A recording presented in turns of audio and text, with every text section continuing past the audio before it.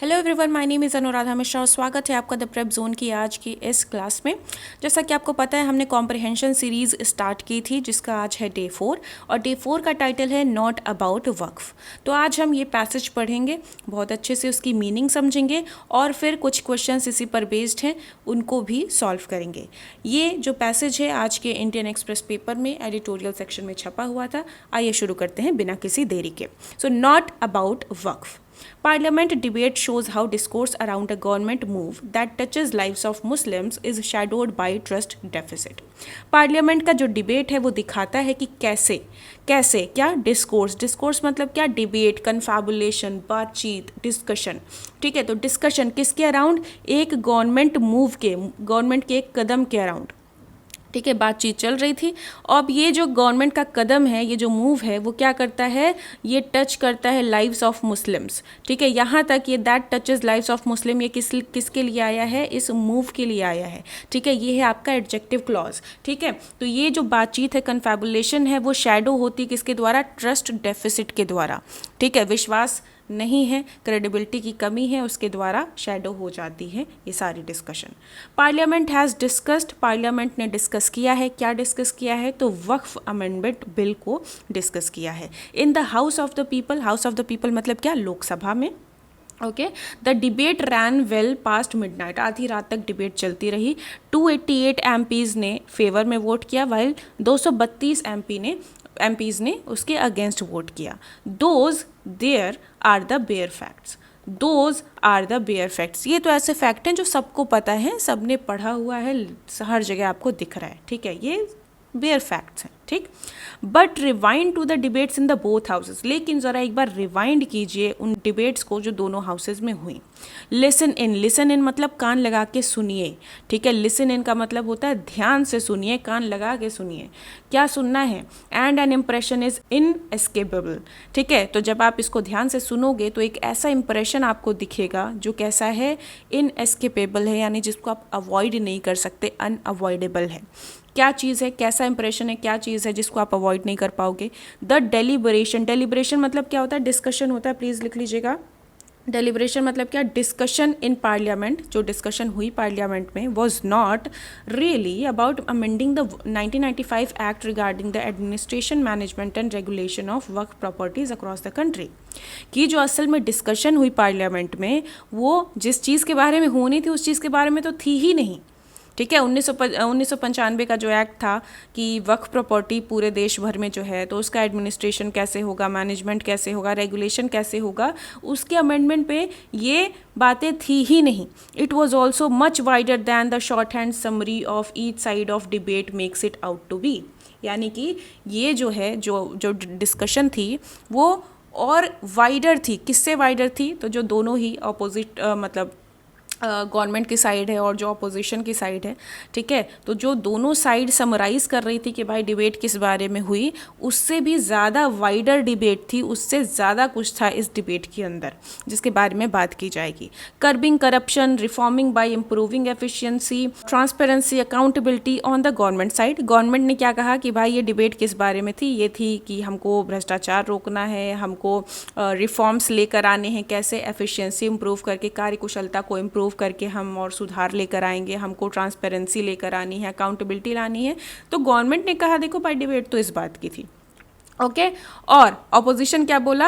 Discriminating between Muslims and other religions. देखो भाई सरकार क्या कर रही है? भेदभाव कर रही है। डिस्क्रिमिनेशन मतलब भेदभाव कर रही है मुस्लिम्स और अदर रिलीजन्स के बीच में, डिवाइड कर रही है और मार्जिनलाइज कर रही है मुस्लिम्स को, यानी उनको किनारे धकेल रही है ना, उनको इग्नोर कर रही है। अंडरमाइन करना मतलब सबोटाज कर देना। Constitutionally guaranteed rights and freedom of minorities, तो माइनॉरिटीज़ को संविधान ने जो राइट्स और फ्रीडम्स दिए हैं उनको सबोटाज कर रही है सरकार। ऐसा कहना किसका था? According to the mostly united opposition, ऐसा कहना था ऑपोजिशन का। ओके, सिर्फ इतने की बात ही नहीं थी, ऐसा ये लिखा हुआ था। ये जो वाइडर वाला था ना, it was also much wider than the shorthand summary, यानी इससे ज़्यादा कुछ बात हुई थी डिस्कशंस में। Even as elements in the bill promote transparency, specific provisions raise questions. यहाँ तक कि जो एलिमेंट्स हैं, ठीक है, इस बिल के जो एलिमेंट्स हैं वो ट्रांसपेरेंसी को प्रमोट करते हैं। ओके, सब ठीक, यहाँ तक सब ठीक। ओके, फिर भी जो स्पेसिफिक प्रोविजंस हैं वो कुछ प्रश्न उठाते हैं, कुछ स्पेसिफिक प्रोविजंस प्रावधान हैं इस बिल के जो प्रश्न उठाते हैं।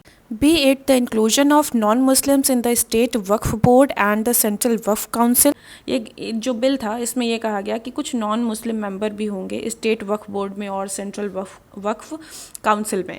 ठीक है, तो ऐसा क्यों हो रहा है?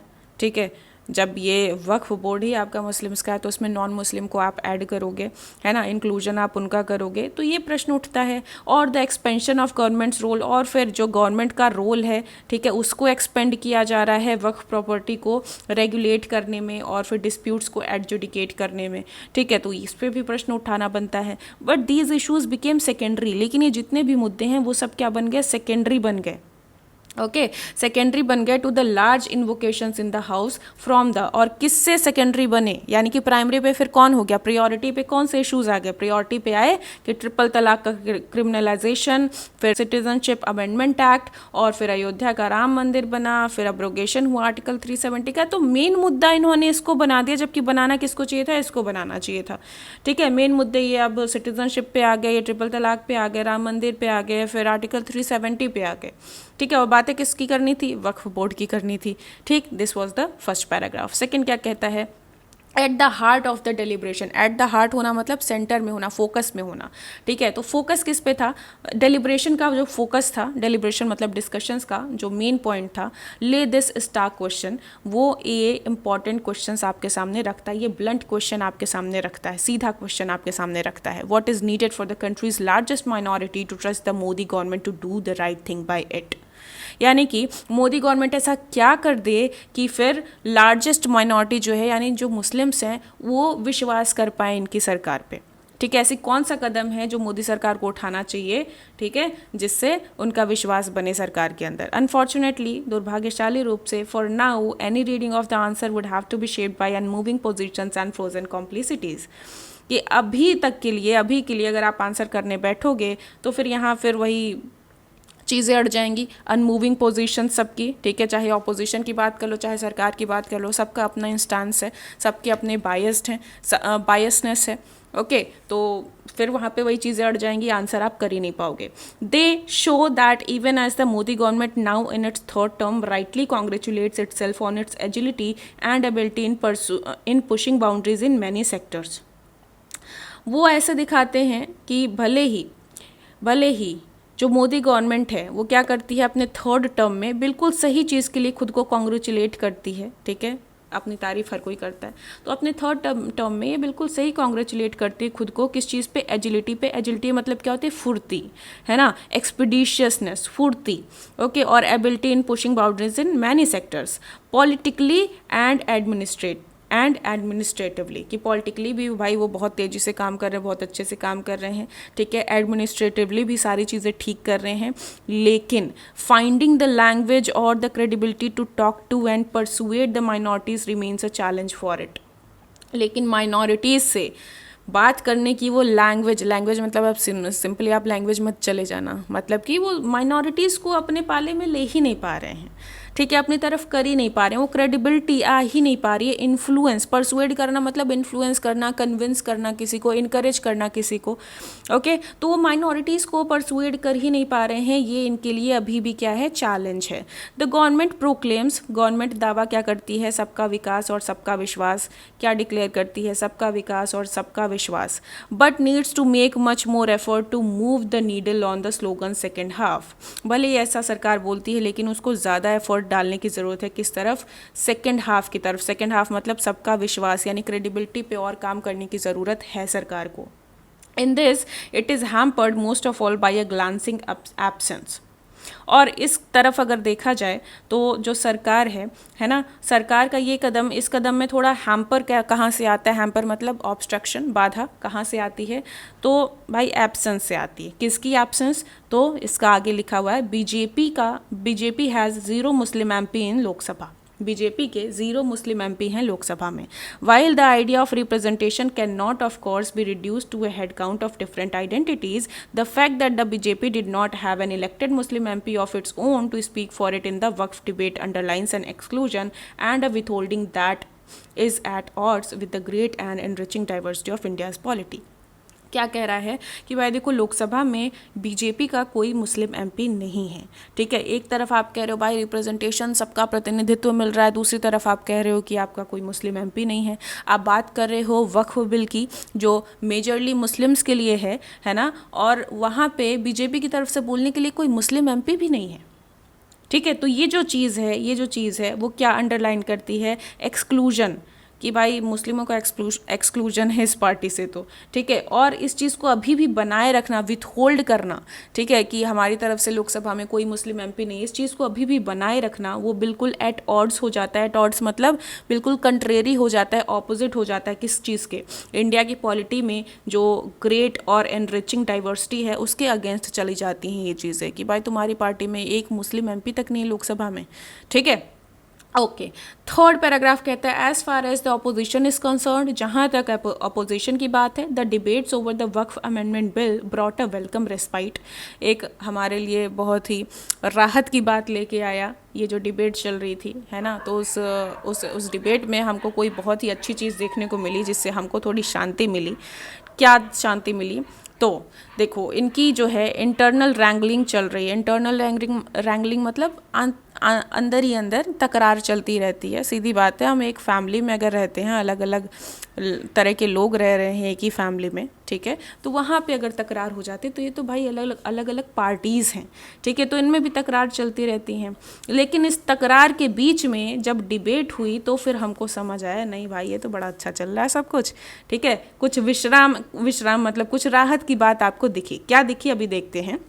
फॉर दिस ब्रीफ पीरियड, इस छोटे समय के लिए, इस थोड़े समय के लिए ऑन डिस्प्ले जो चीज़ दिखी वो ये थी कि इल्यूजिव ऑपोजिशन यूनिटी, ठीक है, ऑपोजिशन की यूनिटी दिखी आपको, भले थोड़ी देर के लिए थी, ठीक है, थोड़ी देर के लिए थी, लेकिन आपको वो दिखी कि भाई दिख रहा है ऑपोजिशन तो एक साथ खड़ा होकर बात कर रहा है, ठीक है। Showcased in Parliament too was the fact that these parties regained their voice, और ये चीज़ आपको पार्लियामेंट में भी दिखी कि ये जो पार्टीज़ हैं इन्होंने वापस अपनी आवाज़ पा ली है, रीगेन कर लिया है अपनी आवाज़ को, भले ही टेम्पररली किया हो, भले ही सिर्फ माइनॉरिटी इश्यूज़ पे किया हो, ठीक है। विच इन रिसेंट टाइम्स, ये विच किसके लिए आया है, ये वॉइस के लिए आया है, ठीक है। Voice which in recent times, जो हाल फिलहाल के समय में इनकी आवाज़ जो है वो इक्विवोकेशन में थी या फिर बिल्कुल साइलेंट ही थी, ठीक है, साइलेंस दिख रहा था या फिर इक्विवोकेशन। इक्विवोकेशन क्या होता है याद करिएगा, जब हम पीवाईक्यू सेशन कर रहे थे सीडीएस का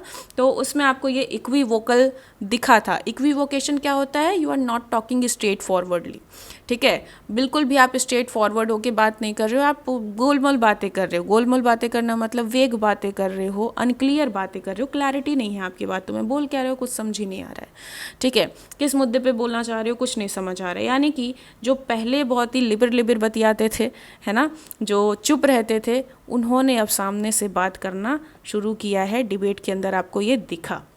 वॉट वॉज मोस्ट हार्टनिंग, जो सबसे अच्छी बात थी देखने के लिए वो क्या थी, perhaps after the 2 days debate was this, शायद 2 दिन की डिबेट के बाद जो सबसे अच्छा मुझे लगा, जो दिल को भाई चीज़, वो क्या थी, पार्लियामेंट बिकेम, पार्लियामेंट बन गया एक बार फिर से एक जगह किसकी, बड़ी डिबेट की। भाई पार्लियामेंट होता किस लिए, इसीलिए तो होता है ना, विचार करो, बहस करो, फिर कानून बनाओ, है ना। तो बिग डिबेट की जगह आपको दिखी पार्लियामेंट, ठीक। ऑल साइड्स पार्टिसिपेटेड, जिसमें हर साइड ने पार्टिसिपेट किया, कोई भी मेजर प्लेयर वॉकआउट नहीं किया। वॉकआउट मतलब हम बहस ही नहीं करेंगे, हम छोड़ के जा रहे हैं, अब छोड़ के जाएंगे तो फिर सदन स्थगित हो जाएगा, फिर काम चलेगा नहीं, तो कोई भी मेजर प्लेयर वॉकआउट भी नहीं किया।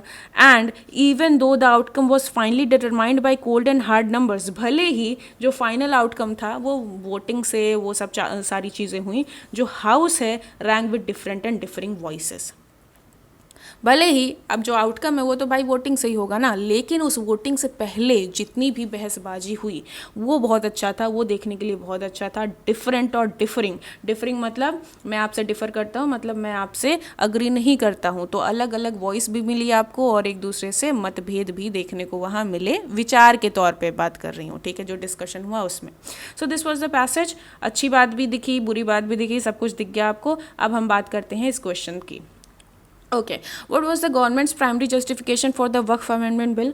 गवर्नमेंट क्या कह रहा है, प्राइमरी जस्टिफिकेशन क्या दे रहा है वक्फ अमेंडमेंट बिल के लिए कि ATM to remove all Waqf properties, ऐसा लिखा था? नहीं, it sought to promote transparency and efficiency. ये कह रहा है कि भाई ये जो बिल है वो ट्रांसपेरेंसी और एफिशिएंसी को प्रमोट करेगा। ये तो बिल्कुल लिखा था, है ना। It was meant to favour one religious community, ऐसा भी नहीं लिखा था। इट इंटेंडेड टू प्राइवेटाइज, ये भी नहीं लिखा था। तो option B is the correct answer. Number 2 पे आते हैं, why did the question opposition criticise the bill, कि जो अपोजिशन है वो बिल को क्रिटिसाइज़ क्यों कर रहा है? क्योंकि उसको लगता है कि ये जो बिल है वो भेदभाव करेगा अगेंस्ट मिनॉरिटीज़, या फिर bill did not go through parliamentary approval, ऐसा कुछ तो कहीं नहीं लिखा था। It supported the BJP's political instance, ऐसा भी नहीं लिखा था। It the bill only affected Hindu religious properties, ऐसा भी कहीं नहीं लिखा था। ऑप्शन ए हो जाएगा। हमेशा जब भी आप कॉम्प्रिहेंशन पैसेज सॉल्व करते हो तो अपनी बुद्धि नहीं लगानी, जितना पैसेज में लिखा है उसी के अकॉर्डिंग आप आंसर टिक करते हो। नंबर 3 कहता है, what larger issues did the parliamentary debate bring up apart from the Waqf bill? The introduction of a new tax policy की बात हुई थी क्या? नहीं हुई थी। राइज ऑफ इंडस्ट्रियल डेवलपमेंट, ये भी नहीं लिखा था। Citizenship amendment act, abrogation of article 370, ये चीज़ थी, है ना। यही लिखा था कि लार्जर इशू जो है वो क्या बनाया गया, वो वक्फ बोर्ड नहीं बना, ठीक है। वो कौन बना लार्जर इशू? सिटीजनशिप अमेंडमेंट हो गया, आर्टिकल 370 हो गया, राम मंदिर हो गया, ठीक है। ये सारी चीज़ों को मेन मुद्दा बनाया गया। What was the notable about the BJP during the debate? क्या चीज़ नोटेबल थी? It had the highest number of Muslim MP, ऐसा है भाई, 0 थे, है ना। माइनस कर दिया, सॉरी हटा दिया, इसको एलिमिनेट कर दिया। It lacked an elected Muslim MP to represent its instance, यही होगा option B. Okay, what does the word equivocation in the passage most likely mean? equivocation मतलब लिबर बतियाना, लिबर मतलब clear and straight forward speech, ये तो भाई antonym हो गया उसका, है ना। Hesitation and ambiguity in expressing an opinion, yes, unclear बातें आप कर रहे हो, वेग बातें कर रहे हो, ठीक है। तो इक्विवोकेशन का मतलब क्या हो गया? हेजिटेशन या ambiguity in expressing an opinion, and this was your answer. इसी के साथ ये सेशन होता है खत्म। प्लीज़ अगर सेशन समझ आया है, क्लास समझ आई है, लाइक कर दीजिएगा। अगर नए हैं चैनल पे तो सब्सक्राइब कर दीजिएगा। अपने फ्रेंड्स के साथ भी ज़रूर शेयर कीजिएगा। ये जो क्लासेस हैं कॉम्प्रिहेंशन वाली, सारे एग्जाम्स के लिए हेल्पफुल होंगी, चाहे CAPF हो, SSC हो, या फिर कोई भी NDA CDS बैंकिंग, कोई भी एग्जाम, कॉम्प्रिहेंशन हर जगह आता है, तो हर जगह ये हेल्पफुल रहेगा। बाकी मैं मिलती हूँ अगली क्लास में, तब तक लेटा था, बाय बाय, टेक केयर, ध्यान रखो, पढ़ते लिखते रहो, जय हिंद।